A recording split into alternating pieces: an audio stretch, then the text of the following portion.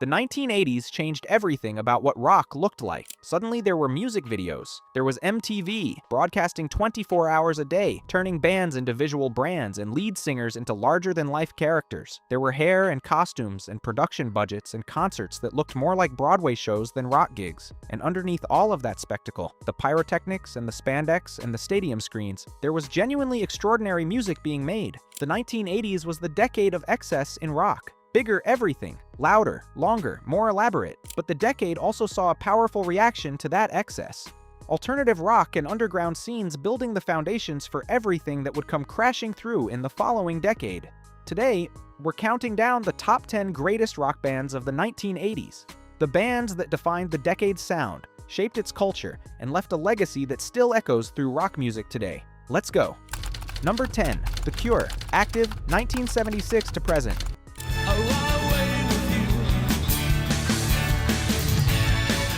The Cure arrived in the late 1970s and spent the 1980s becoming one of the most influential alternative rock bands in history. Robert Smith, with his wild hair, smeared lipstick, and layers of black clothing, created a visual identity that was instantly iconic. But more importantly, he created a body of music that captured emotional extremes with an honesty that resonated deeply with a generation of young people who felt slightly out of place in the glossy world of mainstream pop. The Cure moved between dark, introspective post-punk and surprisingly catchy pop songs with a fluidity that confused critics and delighted fans. Their darkest albums explored depression, isolation, and existential anxiety with a gothic seriousness that was never pretentious, because it was always clearly real. But they also made music that was genuinely joyful, playful, melodic, sometimes even silly.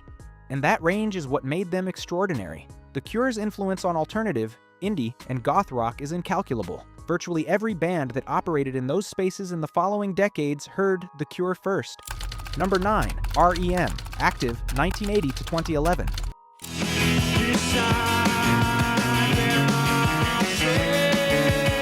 R.E.M. emerged from the college town of Athens, Georgia in the early 1980s and spent the decade building, quietly, steadily, album by album, into one of the most important rock bands of their era. Where most 1980s rock was loud and flashy and designed for maximum impact on MTV, R.E.M. operated on a different frequency. Their music was jangly, atmospheric, and slightly mysterious. Michael Stipe's vocals often buried in the mix. The lyrics impressionistic and elusive rather than direct. They built their audience slowly, through constant touring and a series of critically acclaimed albums that never quite crossed into mainstream pop territory, but which earned them a devoted following among musicians and music lovers who were looking for something more complex than the radio was offering. R.E.M. were the prototype for the alternative rock movement that would explode in the following decade. They proved that it was possible to build a career outside the mainstream, on your own terms, without compromising your artistic vision. When they finally did break through to mass audiences in the early 1990s, it felt less like a sellout and more like the world finally catching up to where they'd been all along. Number 8, Def Leppard, active 1977 to present.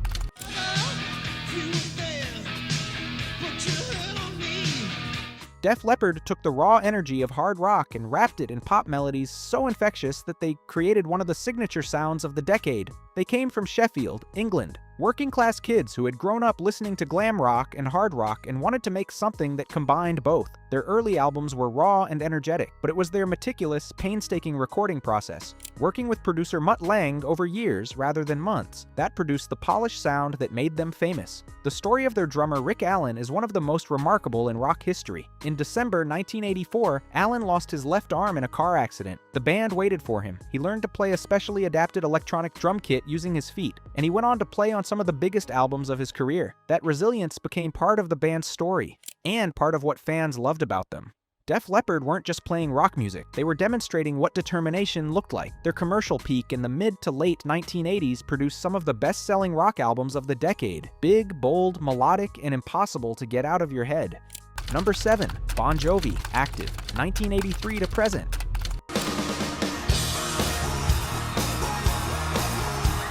No band in the 1980s sold the dream of rock and roll quite like Bon Jovi. Jon Bon Jovi had a face built for MTV and a voice built for arenas. His charisma was undeniable, warm, accessible, relatable, in a way that many of his harder-edged contemporaries were not. And Richie Sambora's guitar work gave the band a melodic sophistication that elevated them above many of their hair metal peers. Their 1986 album became one of the best-selling rock records in history, full of anthems that connected with audiences far beyond the usual rock demographic. Working-class heroes, romantic dreams, the open road. Bon Jovi understood what their audience wanted to feel, and they delivered it with absolute conviction. What set Bon Jovi apart from many bands of their era was longevity and adaptability. While the hair metal scene imploded at the start of the 1990s, Bon Jovi evolved, stripped back their sound, and found new audiences. In the 1980s, though, they were at the peak of a particular kind of rock glory, and they wore it beautifully.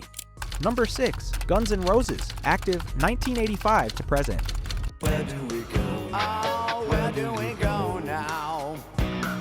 When Guns N' Roses arrived in Los Angeles in the mid-1980s, they felt like something that had been dragged out of rock's past. Wild, dangerous, and absolutely real in a scene that was becoming increasingly manufactured. Axl Rose was unlike any frontman of his era. Volatile, unpredictable, capable of extraordinary sensitivity and extraordinary aggression in equal measure.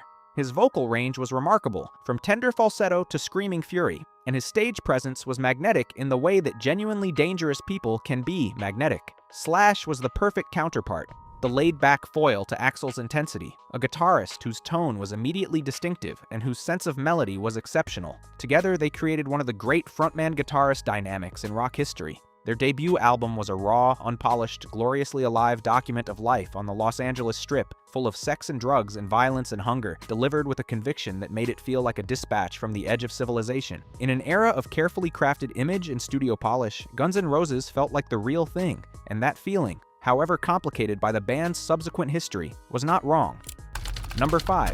U2, active 1976 to present.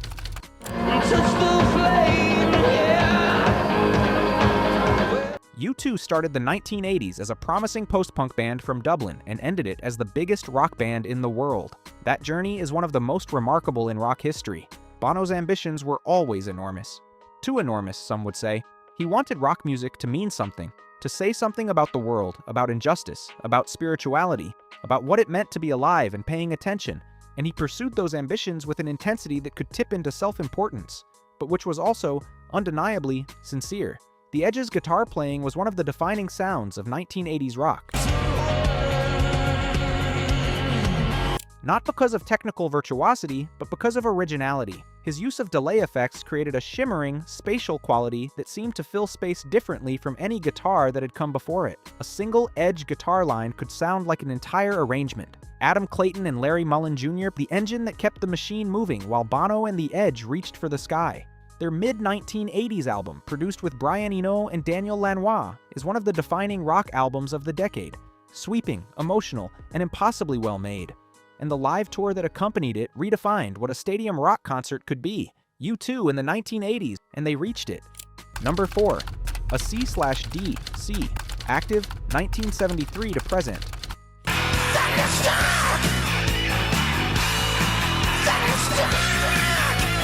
A C/DC are proof that simplicity, when applied with absolute mastery, is a superpower. They found their formula in the early years: hard, driving riffs, thunderous rhythm, simple, direct lyrics delivered at maximum volume, and they committed to it with a stubbornness and conviction that proved over and over again to be exactly right. The death of lead singer Bon Scott in 1980 was a genuine tragedy and a moment when many observers assumed the band was finished. Instead, they hired Brian Johnson, a gravel-voiced singer from Newcastle whose delivery was perfectly suited to the band's approach, and went straight back into the studio. The album they recorded with Johnson became one of the best-selling hard rock albums of all time, a definitive statement of everything ACDC stood for: relentless, loud, and absolutely certain of what it was. Through the 1980s, ACDC continued to release albums. They never chased trends. They never apologized for being exactly what they were, and the audiences kept coming, decade after decade, because what ACDC offered was something genuine and reliable in a world full of trends and fashions. You always knew what you were going to get, and what you were going to get was magnificent. Number 3. Metallica, active 1981 to present.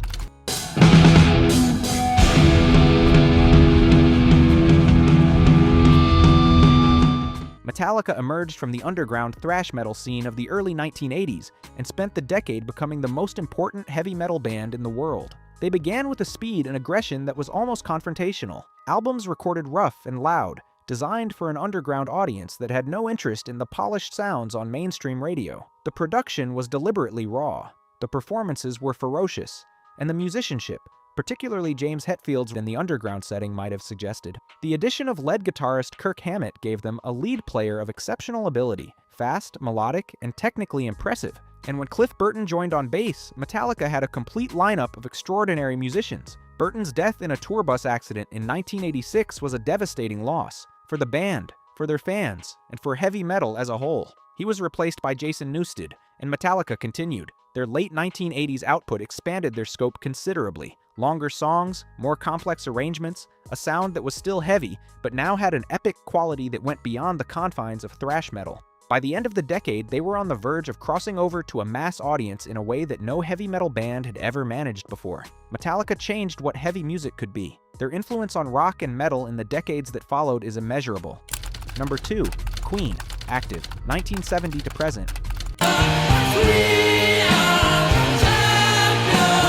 Queen had already established themselves as one of the great rock bands of the 1970s. In the 1980s, they achieved something even more remarkable. They became one of the most beloved live acts in the history of popular music. Freddie Mercury's performance at Live Aid in 1985 is widely considered the greatest single live performance in rock history. 20 minutes, no set list, a global audience watching via satellite, and Freddie Mercury simply commanding the entire planet, turning Wembley Stadium into a room that felt intimate, making 80,000 people feel like they were all personally connected to him. It was extraordinary, and it was earned, the result of years of live performance, of honing his craft on stage, night after night, of an artist who understood that performance was a conversation between himself and his audience, and who was committed to giving everything he had every single time. Queen's 1980s output was varied, some albums that were experimental and challenging, some that were more pop-oriented and accessible. Not everything worked equally well, but the quality of their live performances during the decade was consistently jaw-dropping. And Freddie Mercury, with his extraordinary voice and his theatrical genius and his complete command of any stage he stepped onto, was one of the greatest performers who ever lived. Number 1. The Rolling Stones. Active, 1962 to present. Can't get enough. The Rolling Stones in the 1980s were a band fighting for their survival and winning. The decade began with the tragic death of drummer Bill Wyman's son. Wait, that's not right. Let me be more careful here. The decade began with some commercial and critical uncertainty. The band's early 1980s output was inconsistent, and there were tensions between Mick Jagger and Keith Richards that threatened to pull the band apart entirely. Jagger pursued solo albums. Richards made no secret of his frustration. The press wrote the Rolling Stones obituaries more than once, and then they came roaring back. Their mid-1980s reunion and the tour that followed it demonstrated something that nobody who had been paying attention should have been surprised by. The Rolling Stones were a live rock and roll machine of incomparable power, and when they were on that stage together, all the personal conflicts and business disputes and solo career frustrations simply evaporated. Mick Jagger at this point had refined his stage persona into something that was almost beyond human. The strut, the swagger, the control of an enormous crowd, the physical energy that seemed to defy the fact that he was approaching 40 years old. He was simply the greatest rock and roll frontman alive, and Keith Richards behind him providing the riffs that everyone in that stadium had been waiting to hear, loose, rhythmic, absolutely certain of their own groove, was the foundation that made everything else possible. The Rolling Stones in the 1980s proved that a band built on a genuine foundation could survive anything. Personnel changes, commercial pressure, internal conflict, and the passage of time. They are the greatest rock and roll band that ever existed, in any decade. Full stop. And that's our countdown. The top 10 greatest rock bands of the 1980s. What a decade it was. The excess and the anthems, the hair and the attitude, the underground reactions and the stadium spectacles. Now, do you agree with number 1?